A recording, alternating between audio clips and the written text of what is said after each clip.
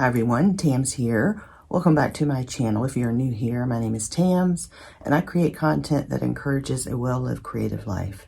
And part of that life very much includes the world of planning. I'm a huge planner and organizer because it is very important to me to live a life with purpose and to attempt to make sure that I use my time as best as I can. So November is just around the corner, and in November, that is the time of the year where I like to order my new planner or diary for the new year, and I like to assess what I'm currently using and figure out what I want to do differently going into the new year. So I have been using all this year a Hobonichi Techo Cousin, and we're going to flip the camera around and I'm going to talk through the process that I use to determine, will I keep using this, and if so, how will I change things? So here we are with the 2025 Hobonichi Techo Cousin. I have been using this all year, and I have been attempting to use it as a bullet journal.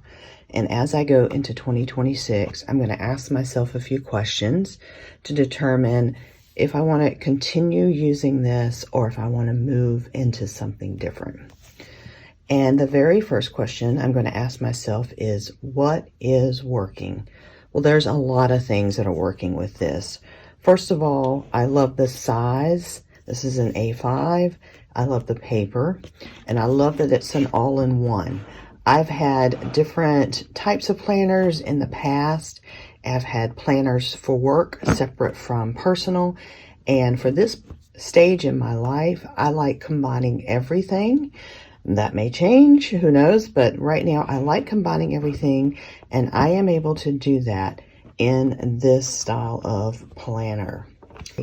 Another thing I really like are the daily pages, and I've shared with you guys how I utilize these daily pages. I like that once a month you get an entire page that is blank, and I like using that for my goal setting. And then I also love the weekly layout. I've shared with you guys how I use the weekly layout. That is very much working for me. All right, what is not working for me in this planner? Well, because I'm attempting to use this as a bullet journal, I did not figure out a good way to utilize what's called a future log. And I think going forward, and I never really utilized how to use these first two pages, which are kind of 6 months at a glance. And I think what I am going to do moving forward is I'm going to use these blank boxes down here as my future log so that I can see everything kind of in one space, and I don't have to flip back and forth to the monthly calendars. I can also utilize this up here. There's blank boxes up here that I could use as a future log. And I want to try to figure out a way to maybe utilize these more. So what didn't work is the way I used future logs. So the way I attempted to use a future log is I attempted on each monthly spread to put a little list here, and I just didn't like the flipping back and forth. Okay, the other thing that is not working is I attempted to get creative. You can see this is kind of bulky, and it's bulky because I attempted to just start putting in little bits and bobs as decor that I received in the mail, and it's making it too bulky, and it's also making the pages, sometimes when I press down, you can feel the thickness of whatever crafty thing I taped in here, and it affects my handwriting. So I'm going to get rid of any type of collaging and things like that. What I may do is keep just some simple washi tape. So in October, I pretty much just enjoyed, you know, one little bit of washi tape and a little very thin, and that is working okay. So I would say minimal decor going into 2026. I will not be bulking it up like I have done this year. So question number 3, what will I continue and carry into 2026? So I am going to continue on with the daily pages structure that I have set up. I have very much enjoyed that. I am going to continue setting my monthly goals on the monthly page, and I'm going to continue with my weekly planning. Question number 4, what will I not be carrying forward? Well, like I said, I'm not going to be carrying forward the bulky decoration. And then also on my monthly goals page, I am not going to continue on with this schedule that I shared with you guys in my monthly planning. I did learn from some bullet journal friends that I actually was not usually using this correctly. And what I'm doing in my dailies, so in my dailies, I always keep a little tab of what I do in the morning, what I do in the afternoon, and what I do in the evening. So I'm pretty much accomplishing that already, and I don't need that. I don't need this piece. So that's going to open up my monthly page to possibly add in something a little different. I may use my monthly page, the top part for my goals, and then the bottom part for my monthly reviews. At the moment, when I do my monthly reviews, I put them back here.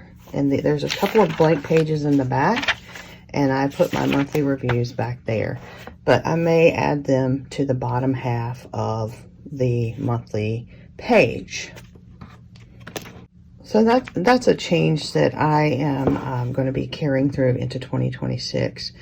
And then finally, my last question, is there anything new that I can do? Well, yeah, I did go, just if you've never done this before, in the back of your Hobonichi, there's a little QR code, and I went online to see all these things that Hobonichi offers, and there are a ton of great ideas on how you can use things like this page here. I mean, it says words to remember, but I may use this for something different.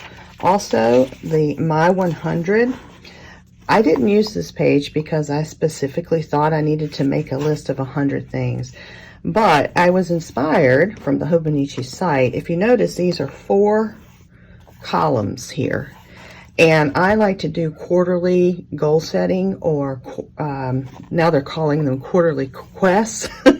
So I am going to use each column as a quarterly quest, and then I can put my goals for the quarter in these columns. So I love that idea that I found on the Hobonichi site, and I want to try to use that. The favorites, I never used it. I don't know if I'll keep track of anything here.